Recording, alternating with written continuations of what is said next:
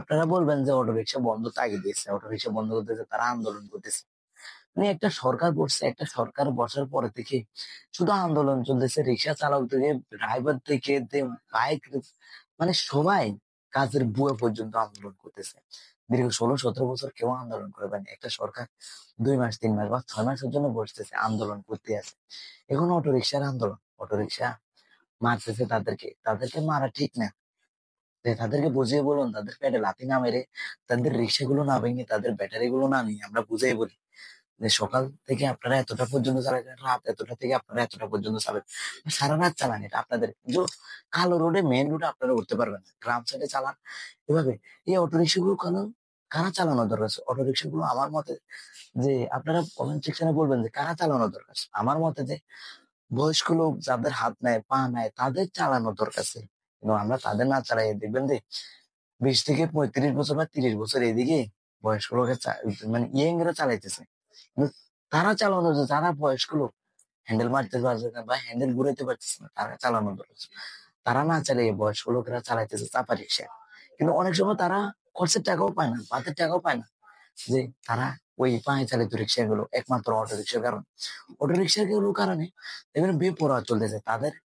Plane চলতেছে না, helicopter চলতেছে, দেখবেন বিভিন্ন ইয়ংরা উঠছে, বেপরোয়া চালাইতেছে, মানে একের পর এক চালাই যাইতেছে। কিন্তু তারা কি চলতেছে, হেলিকপ্টার চালাইতেছে না বিমান, ও না, হেলিকপ্টার চালাবো এত।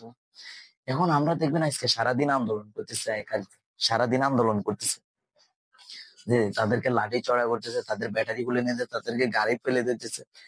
আমরা এগুলো না করে তাদেরকে বুঝাই বলি যে আপনারা এতটা থেকে এতটা পর্যন্ত চালাতে পারবেন, এতটা থেকে এতটা চালাতে পারবেন, আর তারা এতটা পর্যন্ত আসতে পারবেন, তাদেরকে ম্যাপ দেখাই দেন।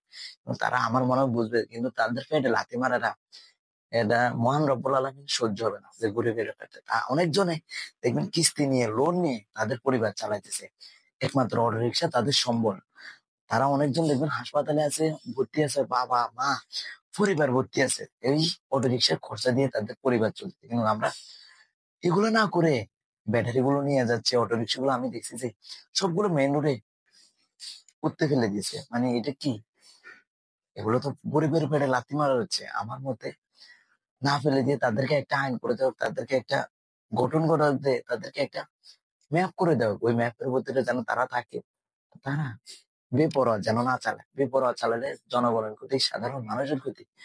যে আবার যে চাপা রিক্সা গুলো ক্ষতি, চাপা রিক্সা গুলো এটা করে দেওয়া, যে চাপা রিক্সা গুলো একমাত্র তারাই চালাতে পারে, তারা বয়স্ক লোক, যারা হাত নাই পা নাই, করে খেতে পারছে না, তারা চালানো দরকার। কিন্তু তারা না চালিয়ে ইয়ংরা চালানোটা আমার মনে হয়, আমি একমত না। কিন্তু তারা যে অটো রিক্সা গুলো ভাঙবেন না, অটো রিক্সার পক্ষে আছে, কিন্তু তাদেরকে সময় দেওয়া, তাদেরকে আইন করে দেওয়া, যে আইনের ভিতরে তারা থাকবে। আর না হলে তারা বেআইনি হলে তাদেরকে মামলা দেওয়া বা অটো রিক্সা গুলো জব্দ করে দেওয়া।